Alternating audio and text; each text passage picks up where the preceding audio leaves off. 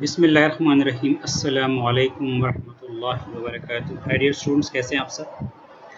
Experimental design के हवाले से हम आप बात करेंगे कि ये इंटरेक्शन टर्म क्या होता है।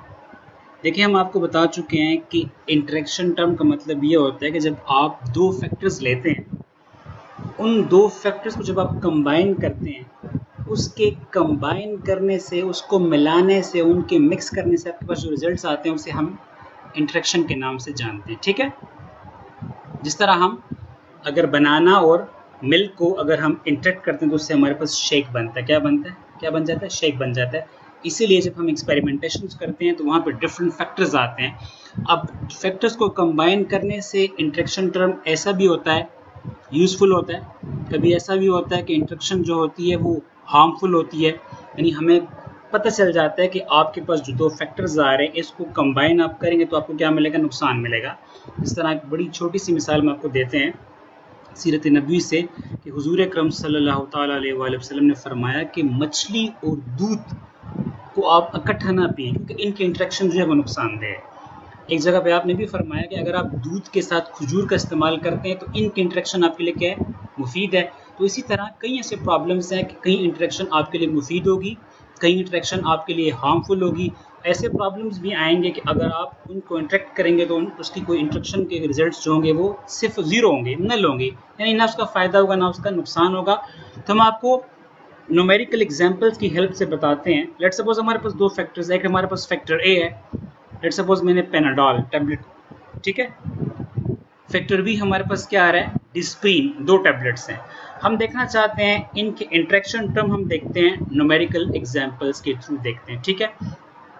लेट्स सपोज मेरे पास पेनाडॉल का लोअर लेवल, जहाँ पे मैं पेनाडॉल अप्लाई नहीं कर रहा, P0 लिख रहा हूँ, फिर मैं क्या लिखता हूँ? P1 लिखता हूँ, यानी मैं पेनाडॉल अप्लाई कर रहा हूँ, ठीक है। इसके अगेंस्ट हमारे पास जो सेकंड फैक्टर्स है वो डिस्प्रीन, D0 मीन्स डिस्प्रीन में अप्लाई नहीं कर रहा, D1 का मतलब है कि डिस्प्रीन को मैं क्या कर रहा हूँ? अप्लाई कर रहा हूँ। ये हमारे पास कुछ न्यूमेरिकल वैल्यूज आ गई हैं। अब हमें कैसे पता चलेगा कि यहाँ पे इंटरेक्शन है कि इंटरेक्शन नहीं है? तो बड़ा आसान सा इसके लिए फार्मूला है। आपने लेट्स सपोज आपके पास ये A है, ये B है, ये C है और ये आपके पास क्या है? D है, 2x2 में। तो आपने क्या करना है? D माइनस C यानी 22 minus 14 minus B minus A 18 minus 10। आपके पास यहाँ पे क्या आ रहा है? जीरो आ रहा है। इसका मतलब है कि यहाँ पे जो इंटरेक्शन टर्म है वो जीरो है, यानी इन दोनों में ये एक दूसरे पर जो है वो डिपेंड नहीं कर रहे। इसके साथ हम एक दूसरी एग्जांपल ले लेते हैं। यहाँ भी वही एग्जांपल्स, हमारे पास two factors and each has two levels. अगर इसका इंटरेक्शन हम देखना चाहें तो 26 माइनस 12 माइनस 18 माइनस 10 एग्जैक्टली वही केस है। आपके पास इसकी जो इंटरेक्शन है वो प्लस फॉर्म में आ रही है। इसका मतलब है कि इनको अगर हम इस केस में इंटरेक्ट करें तो आपके पास आंसर क्या आ रहा है? प्लस में आ रहा है। मतलब यहाँ पे आपके पास इंटरेक्शन है, और इंटरेक्शन किन टर्म्स में आ रही है? पॉजिटिव टर्म्स में आ रही है, ठीक है। एक और एग्जांपल हम ले लेते हैं, P0 P1, इसके अगेंस्ट D0 एंड D1। कुछ न्यूमेरिकल वैल्यूज हमने ले ली, सही है।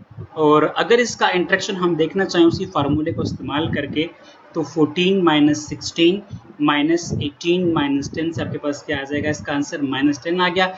इसका मतलब है कि इस केस में अगर हम पेनाडॉल और डिस्प्रीन को इंटरेक्ट करें तो उनकी इंटरेक्शन क्या आ रही है? नेगेटिव आ रही है। पहले केस में आपके पास इंटरेक्शन क्या आ रही है? जीरो आ रही है, ठीक है। चलिए मैं आपको बता देता हूँ।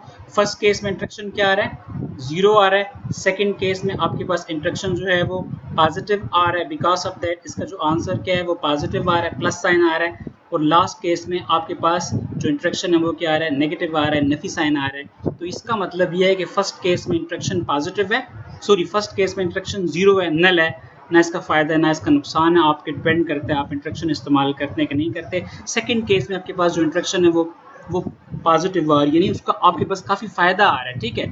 थर्ड केस में आपके पास इन दोनों फैक्टर्स का जो इंटरेक्शन है वो क्या आ रहा है? नेगेटिव आ रहा है। तो डियर्स, मुझे उम्मीद है कि ये छोटी सी एग्जांपल के ज़रिए आपका जो है वो माइंड सेटअप क्लियर हो गया होगा कि इंटरेक्शन दरअसल होता क्या है, और अगर पॉजिटिव इंटरेक्शन हो जाए तो वो क्या होती है, और अगर नेगेटिव इंटरेक्शन आ जाए तो वो क्या होती है। इंशाल्लाह नेक्स्ट वीडियो में आपसे दोबारा मुलाकात होगी। अस्सलामु अलैकुम वरहमतुल्लाहि वबरकातुहू।